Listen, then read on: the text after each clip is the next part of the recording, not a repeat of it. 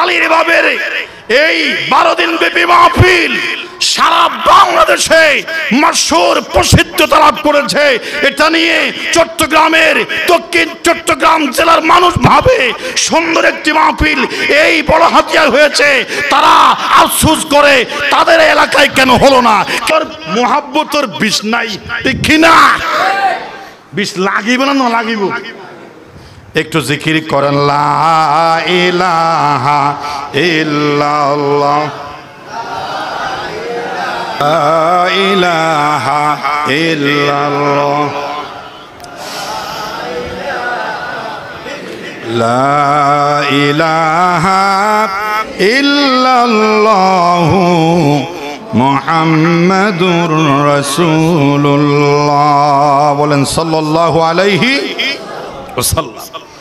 রাসূল বলেছিলাম কি হলকে আযীম, সুপারলেটিভ ডিগ্রি পর্যায়ে, যার উপর আর সেরা হতে পারে না।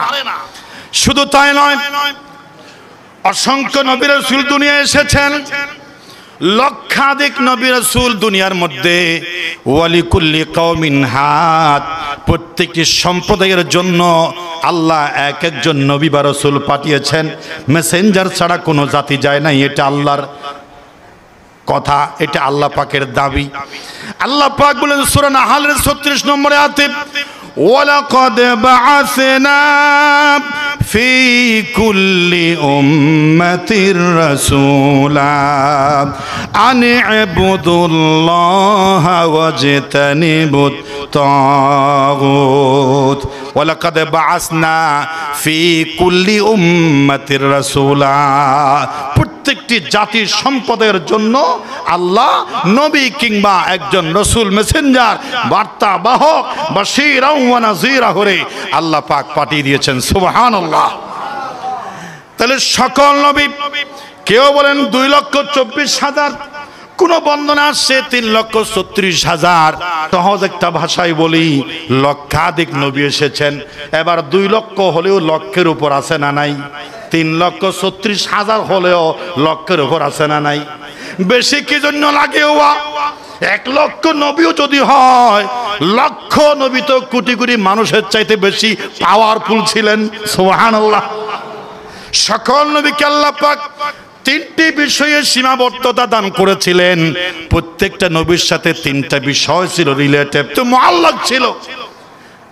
1 নাম্বার হলো মাকান, 2 নাম্বার হলো জামান, 3 নাম্বার হলো কওম। 3টা বিষয় নির্ধারিত ছিল সকল নবী এবং রাসূলের জন্য। কয়টা বিষয়? 3টা। কয়টা? এই 3 বিষয় নিয়ে আমার আলোচনা আছে ফেস বা ইউটিউবে। 3 সংখ্যা নিয়ে আলোচনা।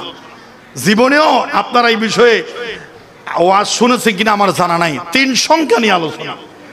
এই ধর্মে, ইসলাম, কোরআন, হাদিসের শরীয়তে, ইজমা, কিয়াসে, সাহাবায়ে কেরামের জীবনে যত জায়গায় 3 আছে, আমি আমার গবেষণায় কালেকশন করে যত 3 আছে সব 3 জমা করে 1.5 ঘন্টার ভিতর ডেলিভারি দিয়েছি, আলহামদুলিল্লাহ। যেমন বলতে পারেন এটা একটা 3টে বিষয়। প্রত্যেক নবীর সঙ্গে সম্পর্ক ছিল 3টে বিষয়ের। কয়টা? নামাজের ভিতরে, রুকুর ভিতরে তাসবিহ কয়বার?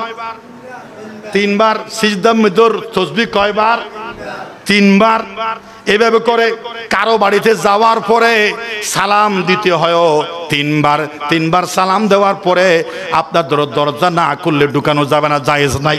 এইভাবে করে 3 কোথায় কোথায় আছে। কোরআনের আলোচনাও 3 ভাগে বিভক্ত। কয় ভাগে? 30 পারা কোরআন কয় ভাগে বিভক্ত? আলোচনার বিষয় কয় ভাগে?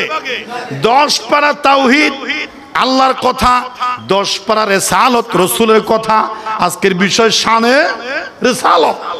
10 পারা রাসূলের শানে আল্লাহ পাক কোরআনে বর্ণনা করেছেন। সুবহানাল্লাহ। আরেক ভাগ হলো আখিরাত। তাহলে কয় ভাগ হলো? একটা নমুনা দিলাম। এইভাবে করে অসংখ্য 3 সংখ্যার কালেকশন একসাথে শুনলে একটা আলাদা মজা আছে না নাই? 3 সংখ্যা নিয়ে ইসলামে অনেক আছে, এগুলো আপনারা জানতে পারবেন।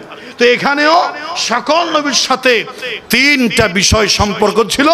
একটা ছিল মাকান, নির্দিষ্ট এরিয়ার জন্য ছিল। আপনি দাওয়াতি কাজ করবেন, দক্ষিণ এশিয়ায়, আপনি কাজ করবেন মিশরে, আপনি দাওয়াতি কাজ করবেন একেবারে উত্তরাজ্যে, পৃথিবীর উত্তর প্রান্তে। এইভাবে করে একসাথে শত শত নবী দাওয়াতি কাজ করেছেন একসাথে।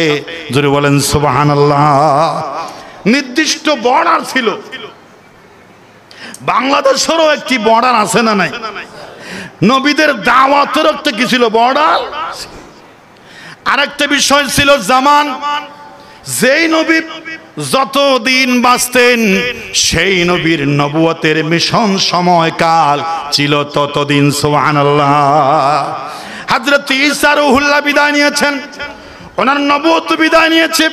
মুসা কালিমুল্লাহ বিদায় নিয়েছে, ঈসা রূহুল্লাহ বিদায় নিয়েছে, হযরত ইব্রাহিম খলিলুল্লাহ বিদায় নিয়েছে। তার নবুয়তের সময়ও শেষ হয়ে গেছে। এইভাবে করে ইসমাইল জবিহুল্লাহ, লক্ষ লক্ষ নবী এসেছেন। যেই নবী যখন বিদায় হয়েছেন তার নবুয়তের সময়ও বিদায় হয়ে গেছে। জোরে বলেন সুবহানাল্লাহ। তাহলে নির্দিষ্ট সময়, নির্দিষ্ট হায়াত, যতদিন নবুয়ত মিশন ছিল, মেয়াদ ছিল ততদিন। এরিয়া ছিল নির্দিষ্ট, সময় ছিল নির্দিষ্ট।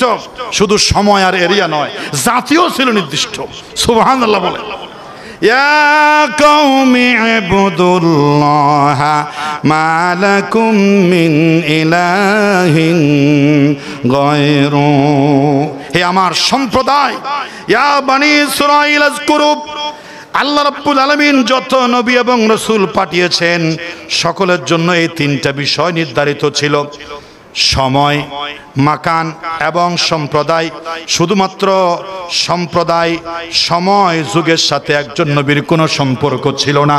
তিনি হচ্ছেন মুহাম্মাদুর রাসূলুল্লাহ সাল্লাল্লাহু আলাইহি ওয়াসাল্লাম।